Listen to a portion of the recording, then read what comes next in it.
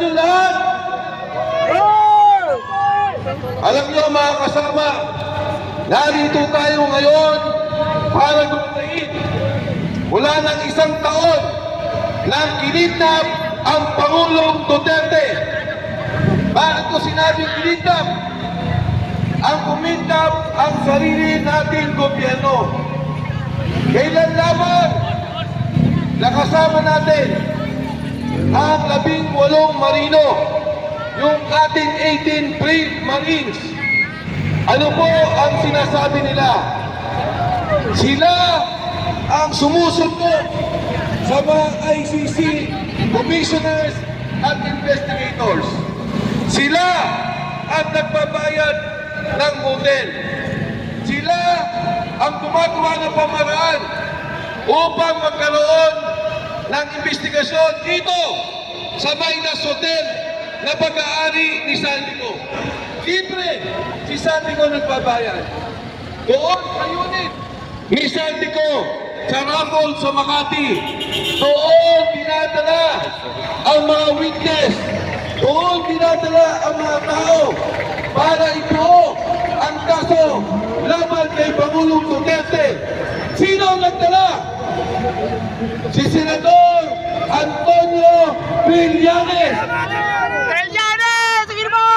Ikulong na yan! Si Trillanes! Nangyari ang investigasyon 5 taon matapos tayo na mawala sa ICC. 5 taon, wala na tayo. Ginawa ang investigasyon.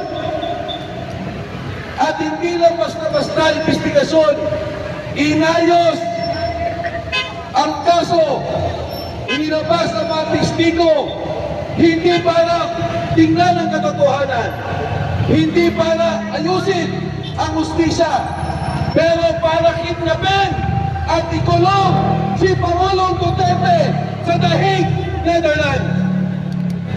Ano po ang sinasabi ng mga security? Wala pa ho ang warrant of arrest.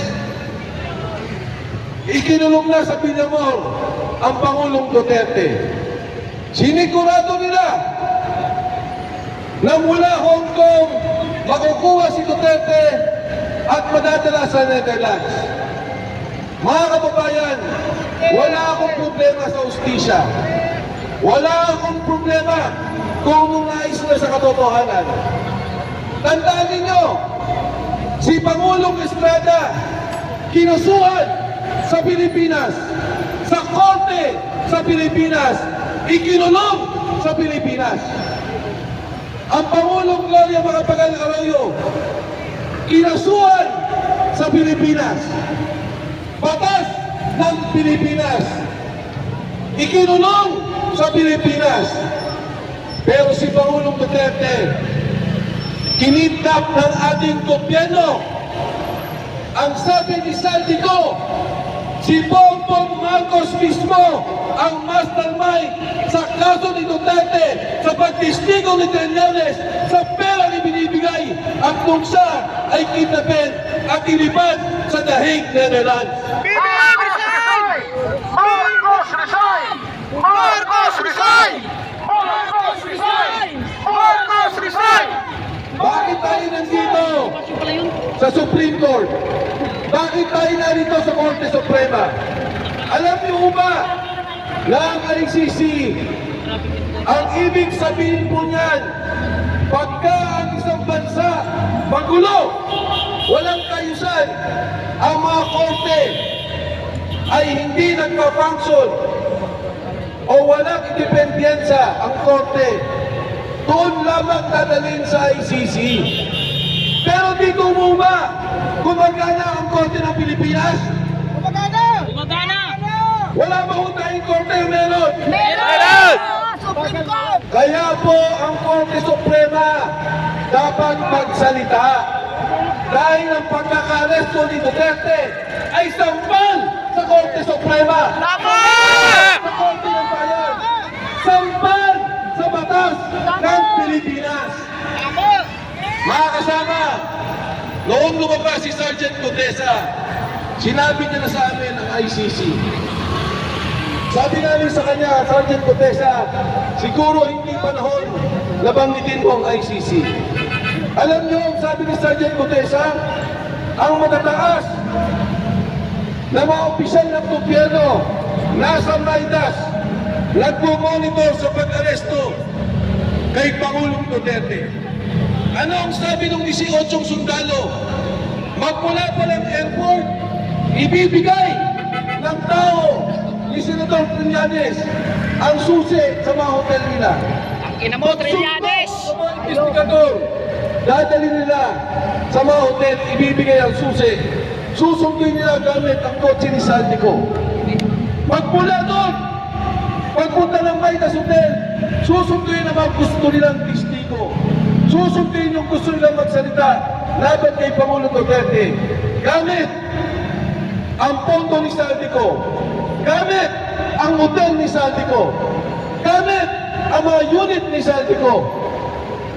Kaya ito po, mga kasama, ang nangyayari sa ating bansa sa ngayon.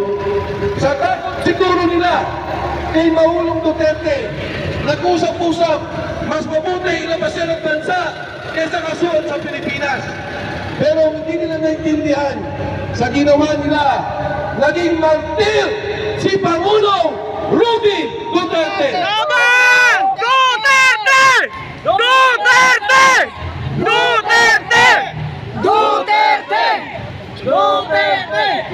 Tatlo lang po sa aking kaisipan ang namatay na matatandaan ng sambayanan. Ang pagkamatay ni Jose Rizal dito sa Luneta.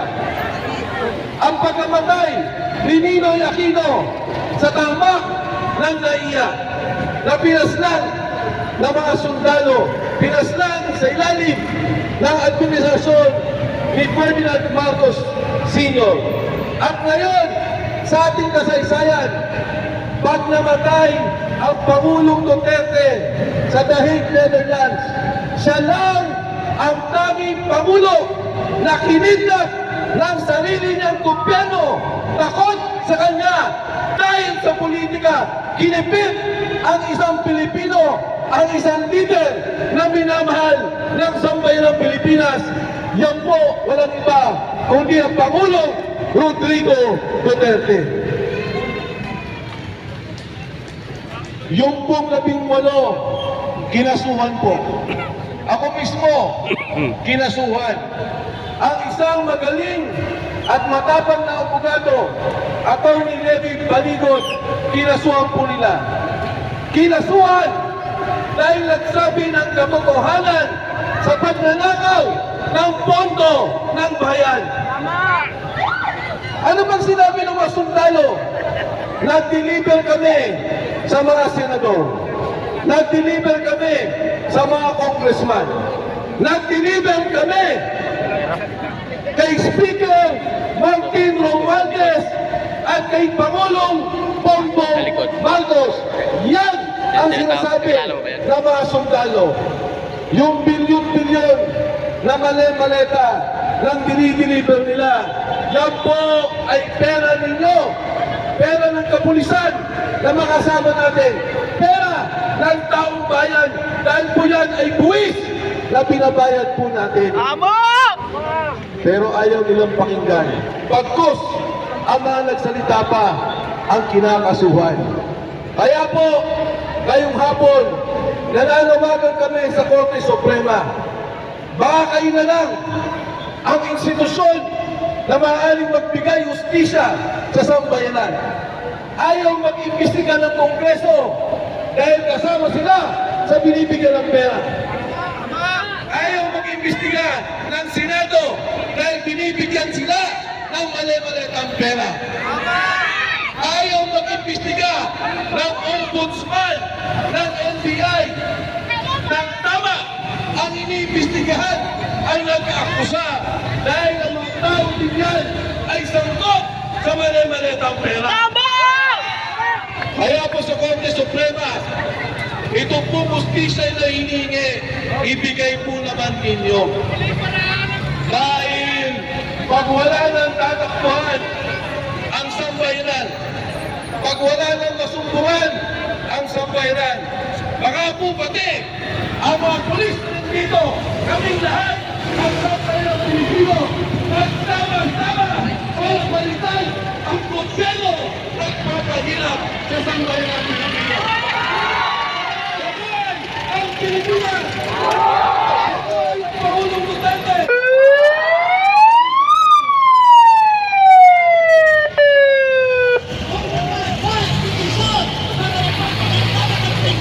Defensor.